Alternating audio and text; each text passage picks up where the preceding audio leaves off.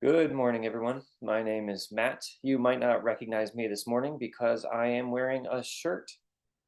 Some of you may know that I uploaded a video yesterday where I had rolled out of bed and decided to record my thoughts in a bathrobe, and that was pointed out to me in the comments. So I wanted to make sure that you knew that I both owned and knew how to wear a shirt. I told you yesterday that I would try to keep you updated and abreast of some new policies that the Trump administration and the National Institute of Health are rolling out in reference to funding opportunities to research universities. And so in that last video, outlined basically the change in policy around the dollars that get sent to universities as part of research funding grants. So these are the grants that allow me and my lab to run experiments and develop nanomedicines and do all of those sorts of things. I won't go into too much detail because I think I explained a lot yesterday. I don't want to bore you with that again, but I did want to provide a quick update. We received an email from Emory University last night, and I wanted to share just a little bit of that with you because I think it is important to the conversation we had yesterday. So, faculty and staff, da da da da da. Today, we are sharing an update that has serious implications for Emory. Yesterday evening, the National Institute of Health released new policy guidance capping facilities and administration costs for all new and existing grants at 15% beginning on Monday, February 10th. That is tomorrow.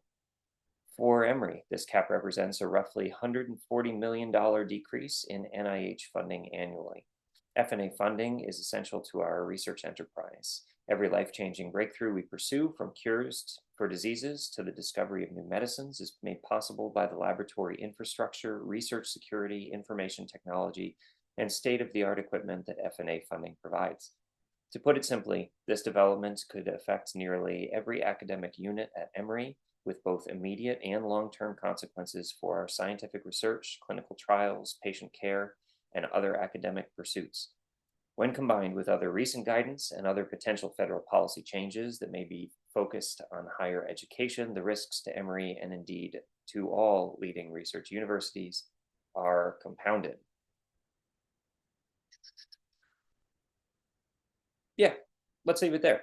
I wanted to highlight that because there's a bit in there about clinical medicine, patient care. I talked yesterday a little bit about research dollars, and certainly my focus is going to be on the research apparatus. That is where my lab operates. I mentioned yesterday that we do a little bit in next generation vaccine design. We do some autoimmune disease investigation, those sorts of things. And those almost certainly will be incredibly impacted almost immediately by all of this. And as for what it'll actually look like on the ground, who knows? I can tell you that we'll be doing an inventory in the lab to see what sorts of things we have on hands to figure out, I don't know, how far into the future we can even do experiments, and whether purchasing comes back online or is available to us remains to be seen. But I want to mention or emphasize that patient care part because this is something that will impact folks a lot farther out than the research apparatus, right? Maybe you think that this is sort of a niche or wonky problem. Maybe you think that we shouldn't be investing in much research at this point. Fine, fully disagree with that, but that's fine. Regardless, our academic centers, right? So the Emorys, the Harvards, the Yales, the Browns, those research centers also are the major places where patient care, health care is provided at a really, really high level. A lot is discussed about the healthcare system in the United States. It is costly. We spend a lot of dollars for not great outcomes, to be honest with you.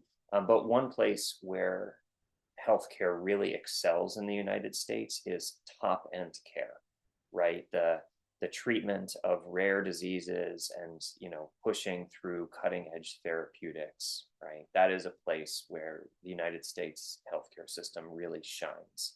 You can get incredible care in the United States at these academic institutions. And so I just wanted to mention that that is also a target of these policies. The same funding dollars that support my research are the same funding dollars that support hospitals that are running clinical trials and developing new therapies.